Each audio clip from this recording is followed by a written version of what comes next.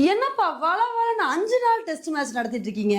நாங்க ஒரே நாள்ல டெஸ்ட் மேட்ச் எப்படி நடத்துறோம் பாருங்க. இப்படி சொல்ற மாதிரி தான் டெஸ்ட் 20 அப்படின்ற புது ஃபார்மேட் ஒன்று வந்திருக்குங்க. இன்னைக்கு நம்ம வீடியோல இந்த ஒரு புது ஃபார்மேட்டை பத்தி தான் பார்க்க போறோம். நம்ம எல்லாத்துக்குமே டெஸ்ட் மேட்சஸை பத்தி தெரியும்.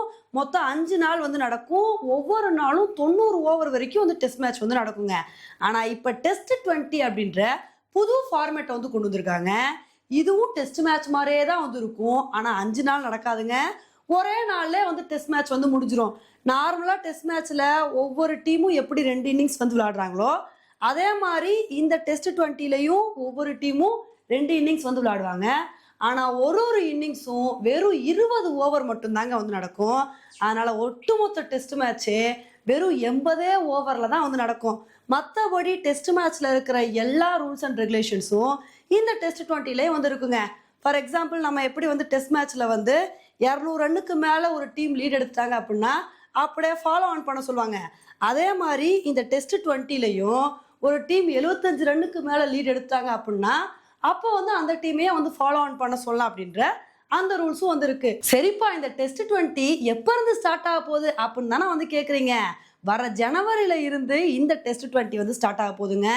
இதுல மொத்தம் 6 டீம் விளையாட போறாங்க. நம்ம இந்தியன் சிட்டிஸ் டீம் 3 டீமும், துபாய், லண்டன், அதுக்கப்புறம் யுஎஸ் டீம், இந்த 3 டீமும் விளையாட போறாங்க. இதுல ஒவ்வொரு டீம்லயும் 8 இந்தியன் பிளேயர்ஸ், 8 ஓவர்சீஸ் பிளேயர்ஸ் ஸ்குவாட்ல இருக்க போறாங்க. இதெல்லாம் பார்க்கும்போது நமக்கு என்ன தோணுது அப்படின்னா, சிம்பிளா ஐபிஎல் எப்படி இருக்குமோ அதே மாதிரி தான் இந்த டெஸ்ட் 20 நடக்க போகுது. இதை சொன்னோடனே எல்லாரும் சந்தோஷப்படுவீங்க.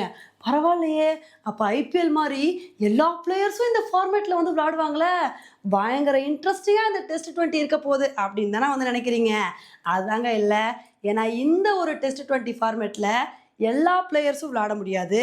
13 வயசுலேருந்து 19 வயசுக்குள்ள யாரெல்லாம் இருக்காங்களோ அந்த பிளேயர்ஸ் மட்டும்தான் இந்த டெஸ்ட் 20ல விளையாட முடியும்.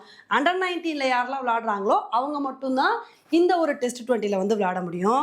பொறுத்து பார்க்கலாம் இந்த டெஸ்ட் 20 எப்படி ஒர்க் அவுட் ஆகுதுன்னு சொல்லி. ஓகே ஃப்ரெண்ட்ஸ், இந்த டெஸ்ட் 20 புது ஃபார்மேட்டை பற்றி நீங்கள் என்ன நினைக்கிறீங்க? இந்த ஃபார்மேட் ஒர்க் அவுட் ஆகுமா அப்படின்ற உங்களோட கருத்தை என்னோட கமெண்ட் செக்ஷனில் போடுங்க. இதே மாதிரி இன்னொரு வீடியோவில் உங்களை மீட் பண்ணுறேன். Bye friends.